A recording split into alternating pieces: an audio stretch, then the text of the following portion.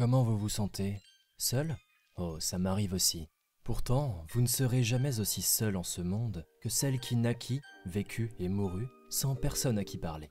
Bienvenue sur Chronique Mystère, et voilà l'histoire de la baleine la plus seule au monde. L'histoire débute en 1989. Un système de micro-sous-marins de l'armée américaine détecte un son étrange. Alors que la guerre froide prend fin, ils pensent d'abord à un sous-marin russe, rôdant dans les environs. Le son est étudié, écouté, comparé avec des bruits connus, mais rien n'y fait. C'est bien la première fois qu'il est entendu. Nouvelle arme russe? Animal gigantesque inconnu?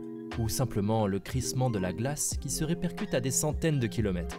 Les experts patinent. C'est alors qu'un homme, un certain Bill Watkins, spécialiste de la faune marine, s'exclame « C'est une baleine, et pas n'importe laquelle.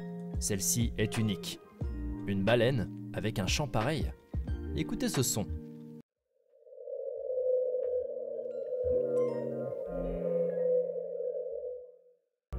Joli, n'est-ce pas? Oui, mais celle-ci chante faux, terriblement faux, à la mauvaise fréquence, 52 Hz. À cette fréquence, notre cétacé était unique. Alors qu'un chant de baleine moyen est situé autour des 16 Hz, son chant, bien plus aigu, parvenait aux autres sans que celle-ci ne puisse le comprendre. C'est comme crier à se rompre les cordes vocales, dans une langue connue de vous seul. Le chant plein d'espoir, voulant nouer des amitiés, des amours, se perdait dans l'immensité, sans aucune réponse. Dans la nature, ces géants placides se parlent pourtant en continu, à des dizaines de kilomètres de distance, modulant de magnifiques vocalises, créant une joyeuse cacophonie lorsqu'elles se rencontrent et virevoltent ensemble. La vie de ces belles créatures est très sociale, rythmée par de nombreux rituels qui ne se font qu'après une discussion à la bonne fréquence. Cependant, notre baleine, l'unique 52 Hz de la planète, parlait une langue dont elle seule avait le secret, qu'elle seule pouvait comprendre.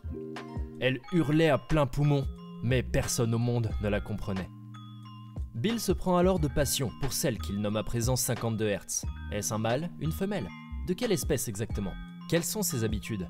Et pourquoi ce son si étrange? Il étudie ses routes de migration, mais n'est pas satisfait. Il décide alors de naviguer pendant plusieurs années autour du monde, en terre de feu, dans les Canaries, jusqu'en Antarctique, pour suivre les baleines, et peut-être trouver la plus rare d'entre elles. Il apparaît que 52 Hz vivait seul. La mystérieuse bête ne prenait pas le même chemin que ses semblables, passant par des routes étranges de migration, nageant des milliers de kilomètres vers le nord, puis le sud, sans personne à ses côtés, évitant soigneusement les trajets habituels. Peur? Ignorance? Elle parlait, chantait toujours plus loin, toujours plus fort, avec espoir, mais l'écho de sa musique se perdait dans les abysses. Les années passèrent, la jeune baleine vieillissait, elle devint une ombre solitaire et floue dans le lointain. Malgré tous ses voyages et ses milliers d'heures d'écoute minutieuse, Bill ne put jamais décrypter les mystères de 52 Hz, ni la localiser avec précision. Il mourut en 2004 et le mystère de la baleine incomprise resta, pour lui, complet. Au fil des années qui suivirent, les sons captés par les différents observatoires au travers des océans se firent plus courts et la fréquence passa doucement de 52 Hz à 47 Hz. Plus grave, un son légèrement plus proche d'une baleine bleue, et pourtant encore si éloigné. La voix de 52 Hz changeait-elle avec l'âge? Ou était-ce une tentative désespérée d'établir enfin le contact avec ses semblables, en testant de nouvelles vocalises, espérant être davantage comprise par ses congénères? Les écoutes se firent aussi plus rares. Puis en 2015, un projet apparut. 10 ans après la mort de Bill et l'arrêt de sa quête de 52 Hz, un groupe de documentalistes passionnés montèrent une expédition. Leur but? Repérer le trajet de la baleine, trianguler sa position exacte et avec un peu de chance, la trouver et l'observer de leurs propres yeux.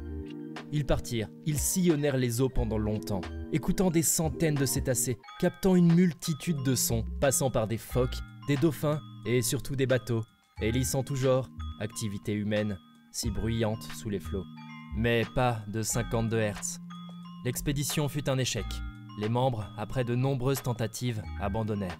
Leur conclusion fut sans appel. 52 Hz, cette créature inadaptée, traitée en paria toute sa vie durant, était probablement morte à présent. Elle avait passé sa vie entière à moduler sa voix sans relâche, à essayer d'établir le contact, puis petit à petit avait abandonné. Elle s'était fondue avec l'océan qui l'avait vu naître pour ne faire plus qu'un avec le bruit de fond éternel des abysses. Alors, qu'était vraiment 52 Hz? Était-ce un hybride génétique très rare? Une créature entièrement nouvelle? Une sous-espèce inconnue? Personne ne le sait, et personne ne le saura sûrement jamais. Cette histoire m'a touché. 52 Hz est un miroir de nos existences. Parmi nous, combien sont ceux qui leur vie durant hurlent dans leur tête sans personne pour entendre leur douleur? Combien sont torturés par la solitude, le besoin incompris de communiquer son vrai visage? Dans la foule des hommes qui fourmillent sur la terre, nous sommes tous proches, et pourtant, si souvent seuls. Combien sommes-nous à chanter à la mauvaise fréquence? N'oubliez pas de vous abonner à Chronique Mystère. À bientôt.